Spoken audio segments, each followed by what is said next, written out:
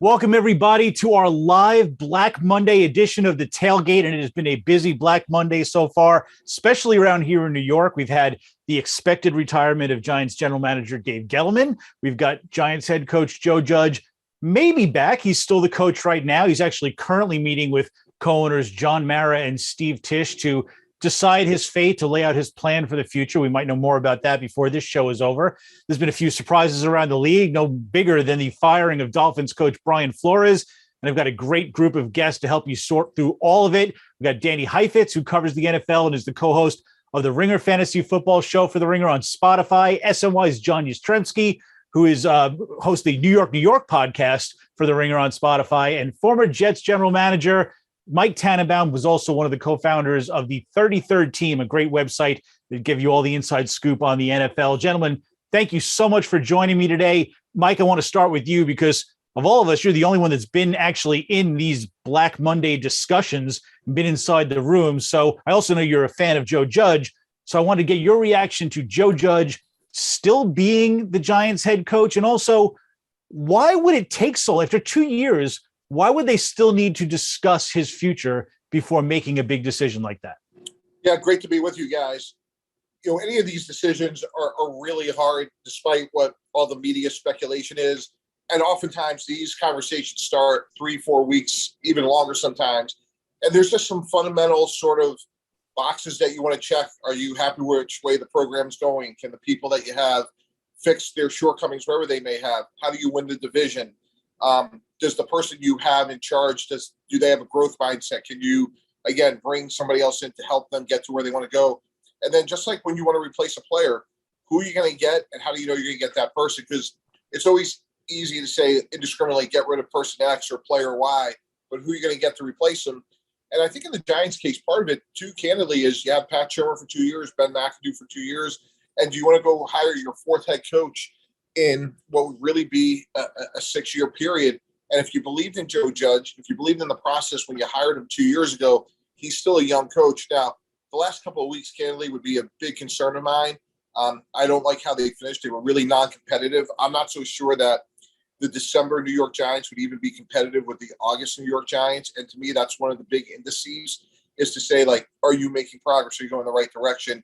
And if you wind up keeping Coach Judge, which I think my gut says they would, how are you going to be able to get people there, be it coaches, free agents, who say, like, well, he's just a lame duck? And that would be a big concern as well. Well, I think that's the big problem. Mike hit on it. The Giants don't want to keep firing coaches. They don't want to be giving off this impression that they're this, rudderless ship, that is this dysfunctional circus from McAdoo to Shermer, now Joe Judge after 2 years. And I got to admit, guys, a year ago, I thought the Giants had something with this head coach. They played hard all year. They were in a lot of games. It looked like they had showed progress at the end of the year. And I get the injuries, and I know they didn't have Daniel Jones over the last 6 weeks. This was non-competitive over the final 4 games of the year. And now that you know a new general manager is coming to town, I like the idea of starting anew, because I think, unfortunately, what's going to end up happening here, you're going to bring in a new GM. The GM is going to have certain guys that he likes, that he's thinking about from a coaching perspective. And then where is the perfect symbiotic relationship that you need in order to make it work? Like, I think about, Mike, your situation with the Jets. The biggest mistake is they let you go. They should have kept you and Rex together, for goodness sakes, as opposed to getting Rex involved with this awful relationship with John Idzik. That's my fear of what the Giants are going to do coming up here with Joe Judge and a different GM. Danny, do you think that is something that can work? If they do keep Joe Judge and give him to a new GM, which looks like it's a possibility they might do, is that as bad a situation as many people think? Well, let's be real. At this point, it's obvious to point the finger at Joe Judge. It's very easy to point the finger at Dave Gettleman. The Dave Gettleman era, we're talking about, the team was not over 500 at any point. I mean, but it's important, I think, to zoom out and look at ownership. At the end of the day, the Giants are a family business to their core, proudly so. But I think that the last 5 years, the Giants and the Jets have the 2 worst records in the entire NFL. They're behind the Jacksonville Jaguars. The Jaguars have now had the first pick in the draft 2 years in a row. But in the last 5 years, the Giants have worse record than them, worse record than the Lions, worse record than the Browns in a stretch that includes the Browns going 0-16. They are the worst record in football. more than any team in the league, maybe more than any team in professional sports, who the Giants think they are and ought to be does not match what their record is, which, as Bill Parcells said, you are what your record is. What I'm curious is, to Mike's point, and I'm curious what Mike has to say about this, is what do you do with an ownership situation where you have John Mayer as president, you have the vice president of personnel, it's Chris Mayer, who's also part of ownership. You have also John Mayer's nephew is involved in the personnel department as well. What do you do when Gettleman's gone? The coach is going to stay, but ultimately those are your hiring challenges of it's intertwined and all like that. Yeah, I think you deal with that on the front end, Dan. Those are good questions where you just say, hey, I'm interested in the position, but I need to know that I have like full and unfettered, unconditional control for 5 years, and I'm going to take this thing down to its absolute studs, and we're going to revamp the foundation, pour new cement. And when I look to my left, to my right, I need to know that I have absolute, complete, and final say on what we eat for breakfast, who's in the draft room, and everything in between.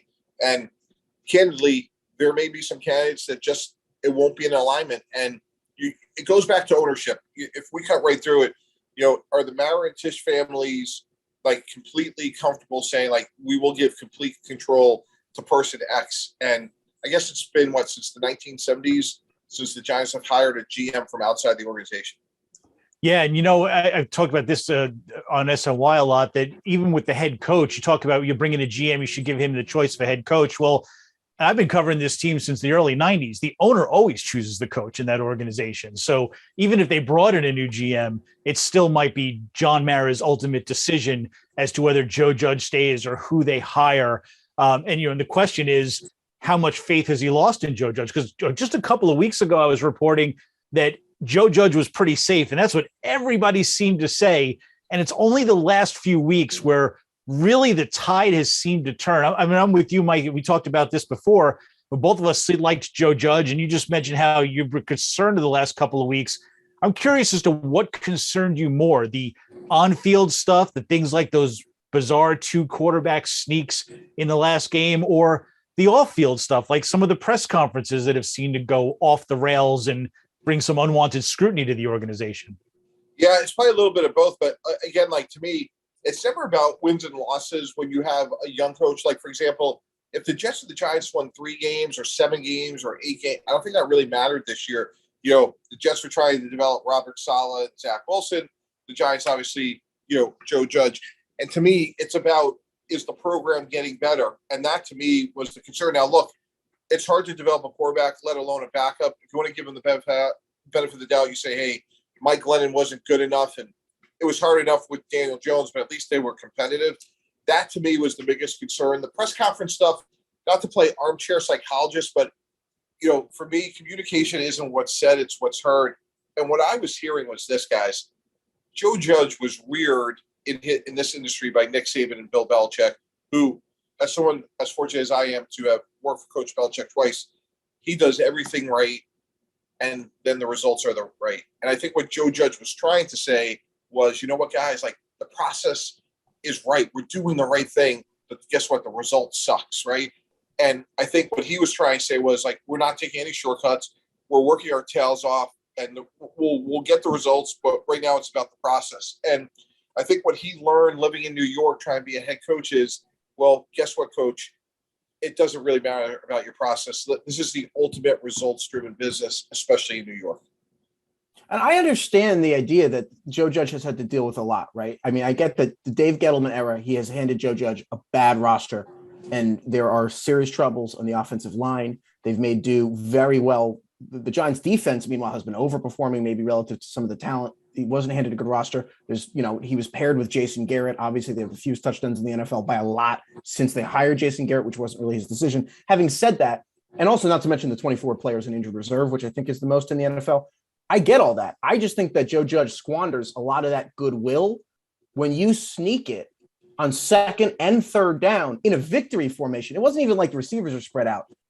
Look, I'm not a football X's and O's expert, but I need I'm waiting for someone to explain to me why that happened. And not to pick nits here. It wasn't at the 1 yard line. It wasn't at the 2. They were at the 4. Okay. I understand about building a culture. I don't understand how you build a culture with the fear that you'll give up a safety from the 4 yard line. Fellas, I thought Vic Fangio and the decision to kick a field goal in the Kansas City game was going to be the cowardly coaching award of the week. Well, you know what? The hell with that. When you're sneaking it at the 2-yard line, when you got 4 wins and you basically are playing for nothing, I mean, that is one of those sequences that is going to get you a lot of laughs around the league. Like, I think about it. You go on social media, the Red Zone channel's picking it up. The only reason they're cutting into the final Giant game of the year is to basically poke fun and laugh at the franchise because of the way they're handling offensive football. And I think it speaks to a greater problem that this head coach has run into. I understand he didn't have his quarterback for the last 5 or 6 games. But you know what? Neither did the Detroit Lions. And the Detroit Lions, I see them over 5 or 6 games. They're putting up points. They're showing creativity. They're making things happen offensively. The Giants are running an offense that's like out of 1965, for goodness sakes. I feel like they should be wearing the leather helmets. Like, that is the sort of thing in this offensive era of football that we live in that's not going to inspire confidence with people around the league, aspiring general manager candidates who are thinking about maybe a potential relationship here down the road, and the perception that you have, the Giants. It's crazy. Normally, you would look at this job, general manager of the New York Giants. It's one of the most appealing, and it should be one of the best jobs that are out there. It's the Giants, for goodness sakes. And this franchise over the last 8 or 9 years, like, Mike, I don't know about you. You were a GM candidate at one point in time. They're telling me I can't pick my head coach. I'm not moving this job to the top of my list. I'm sorry. Yeah, maybe they're saying you can, but not now. And maybe then I say, all right, well, give me 6 years. And if you want me to work with Joe Judge for a year, great. We're going to try to make it work. But then I want to know that I can hit the reset button come January of 2023. So that could certainly be a discussion point. Mike, is this, I mean, to me, this looks like a bad situation. You got a 4-13 team. You got no cap space. You've got no offensive line. There's some talented pieces in place, but I don't know about your quarterback. And if I'm a GM candidate, I very well might be told, here's your head coach for at least a year. Is this a bad situation, or are they going to have trouble attracting the best of the best candidates out there? Despite everything we've talked about, guys, it's still being the general manager of an NFL team in New York. And I can't tell you how privileged I was to have one of those seats. It's a rare opportunity. And the people that are in our industry are incredibly self-motivated, highly competitive, highly confident. And I think by and large, when it's all said and done, someone has the opportunity to sit in that seat. It's going to be hard to say no to. Doesn't mean it's going to be perfect. And talking to people before jobs, during jobs, anytime in search, I always say the same thing. Like, look, there is no perfect situation. And the NFL is the most rarefied sanctity in terms of, like, there's 100 U.S. senators. There's 32 of these jobs in the world. It's the most exclusive club on the planet. And it's not what you do in terms of getting it. It's what you do once you get there. So, you know what? Your points are fair, Ralph, but I still think when it's all said and done, it's being the GM of the Giants, and I think they would still get a quality candidate. Well, Danny, Mike, sorry, go ahead. No, I just had a question for Mike because I'm so interested. I think that, let's say, I agree with your sentiment that, like, these are all good jobs and the Giants is still a special job. I'm curious about, in terms of the actual hiring process. At the end of the day, this is a small world, right? We're only talking about 32 businesses. Like, everyone knows each other. I'm very curious, when you're preparing for these interviews, you obviously, the people applying also do their homework on the ownership group that they're interviewing with. And I'm curious about, since the last time this went around it was Dave Gettleman, it was Louis Riddick. Louis Riddick kind of pitches the hard road, right? Like, Eli's done. We're gonna have to rebuild, get a new quarterback, rebuild, all that jazz. Dave Gettleman's like, well, we can rebuild on the fly. Eli's still good enough to win. And, like, the Giants took the familiar path from someone from, like, 30 years of experience knowing the team instead of the hard path. Do you have to go into one of those GM interviews, specifically maybe with the Giants and the Mayer family, kind of knowing to pitch it within the bounds of maybe a more traditional conservative approach? Like, do you have to tailor the GM you're going to be to the ownership that you're trying to get hired by? Yeah, no, it's a fair question. I always tell candidates, like, your strengths will get you the interview. Assuring people of your perceived weaknesses will get you the job. Knowing your audience is sort of like part of that. Like, anybody that gets the job, some of the people that you've seen being reported today, they've never been a GM before. You want to have a detailed plan. What is your team going to look like? What's your staff going to look like? All those things are really, really important. But you're making an interesting point, which is, in your presentation, you want to be nuanced, read the room. And if you want to try to get the benefit of the doubt, absolutely. Like, being conservative and less being risk adverse certainly plays well with the Giants. Guys, we have a question from one of our viewers. Zona from Spain wants to know who the best GM candidate will be for the Giants. And I can tell you that, so far we know they're going to interview Kevin Abrams, their assistant general manager. They have put in requests for Joe Shane, the assistant GM up in Buffalo, Ryan Poles, an executive with the Chiefs, Monty Ossenfort with the Titans. I think there's been a couple of others that have been reported so far. So the list is coming together quickly. Mike, I guess we'll start with you, and feel free, by the way, to throw your name in this mix. I think that would be a great candidate. Who do you think is the best candidate, whether it's a person or just the kind of candidate they should go for? Yeah, no, I'll name a few. And I'm not a candidate. I'm happy doing what I'm doing. But Louis Riddick's interview with John, I've worked with Louis here at ESPN. He's certainly someone who's very worthy of these discussions.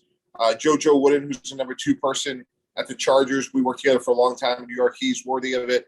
Jeff Ireland, who I have a lot of respect for, was former GM of the Dolphins, now the personnel director of the Saints. Those are just some names that I think are very worthy of potential opportunities. Guys, can I keep this simple? Just go outside the organization. To me, that's the biggest thing for the Giants. I'm sick of, and I know there was a point in time where the Giant way was everything. Well, the Giant way is broken now. It's been broken for 8 or 9 years.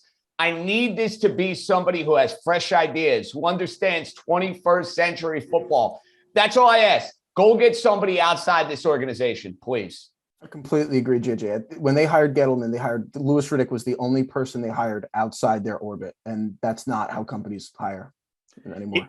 It's funny. I did a story for SNY a couple of weeks back. Mike, I spoke to you about it, about how to fix the Giants and what was wrong with them. And every single person I talked to said the same thing.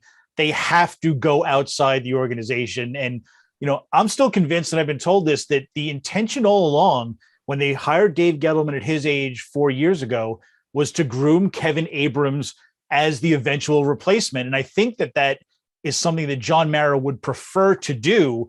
I just have to believe that at this point he looks at that and realizes there's no way I can sell this to the fans. There'd be an uprising if I tried to do that at this point. Mike, does that matter? That if you have a candidate that maybe Kevin's qualified, but the fans are going to hate it, should that matter at all?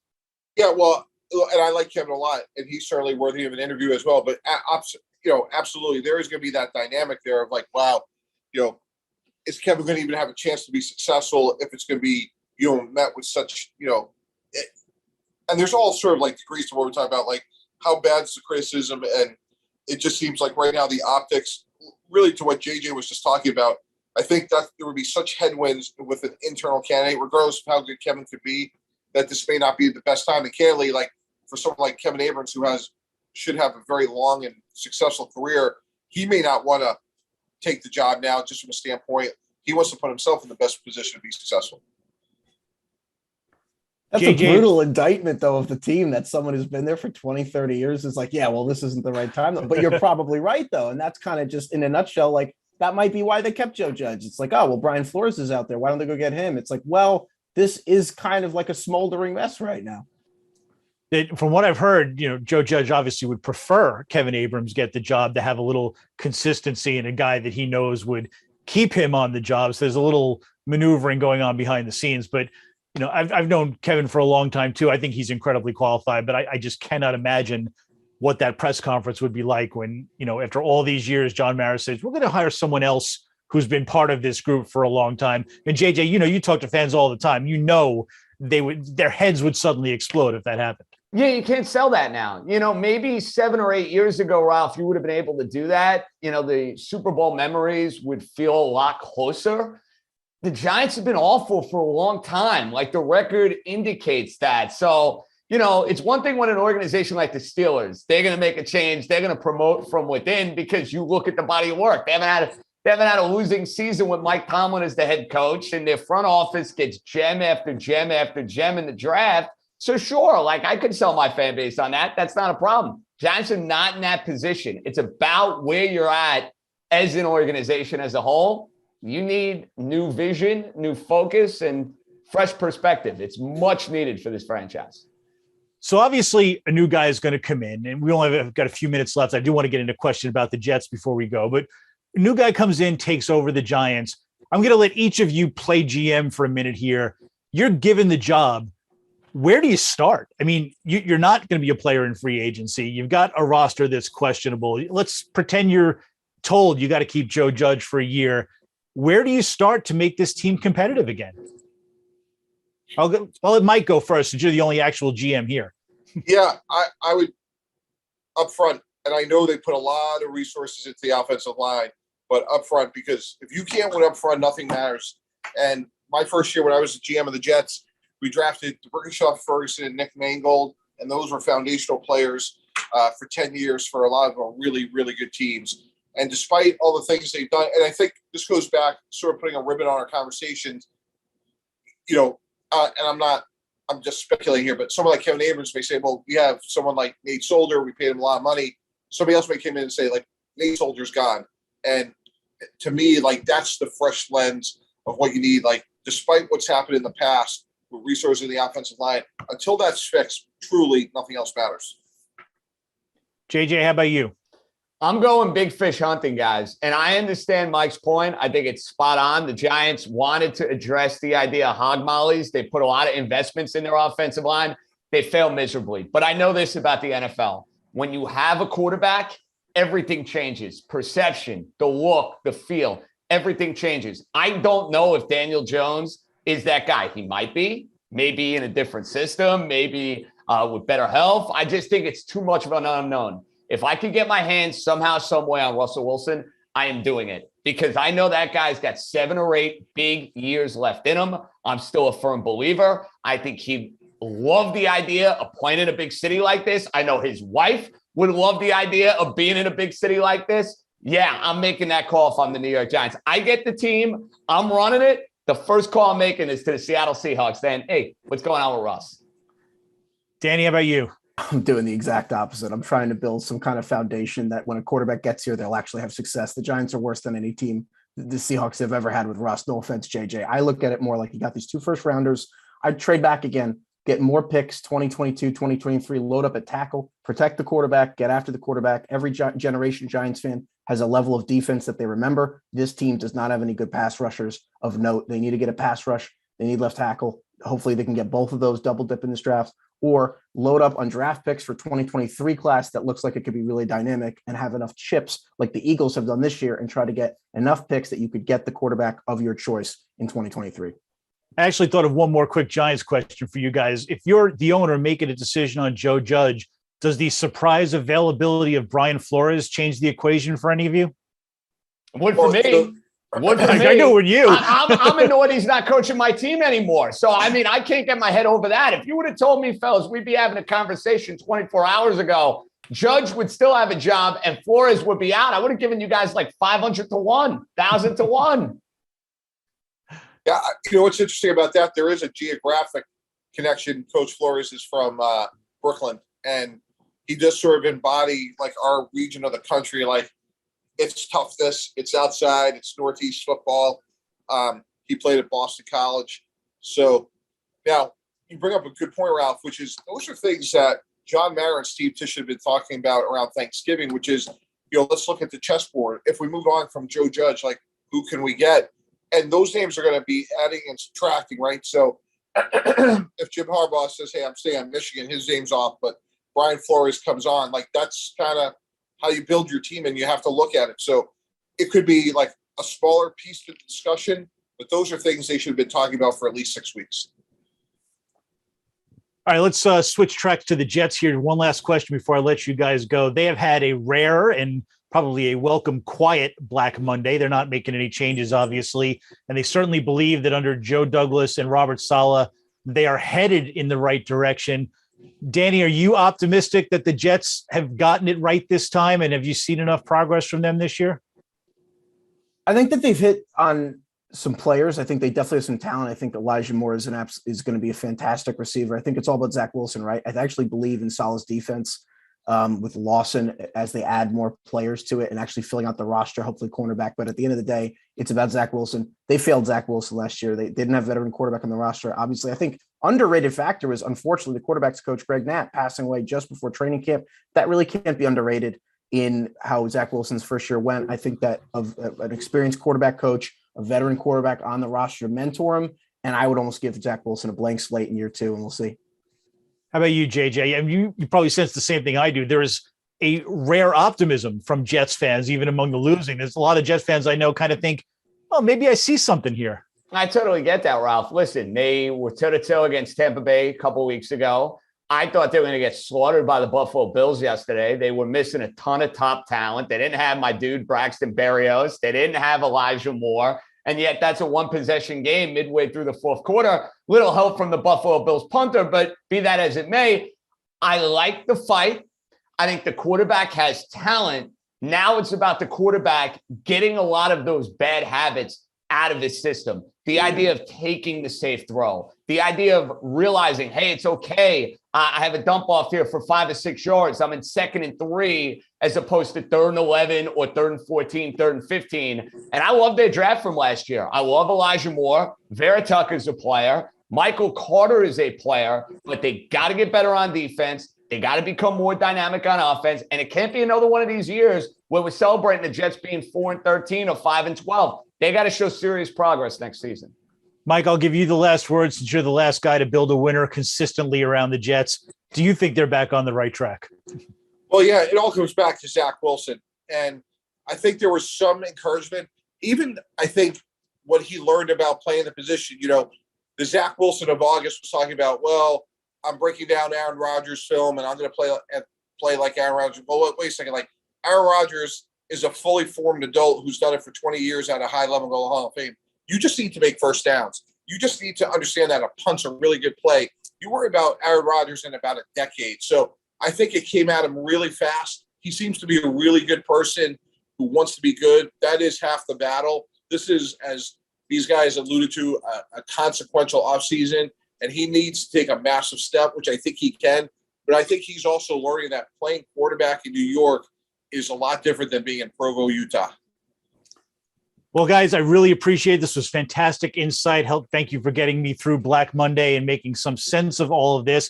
We're actually going to be back here for a live tailgate. Not necessarily all of you guys. We're going to be back for a live tailgate on Wednesday at 4 p.m. to recap the Jets season. So we'll be doing more of this football talk before we put a rest to the off season.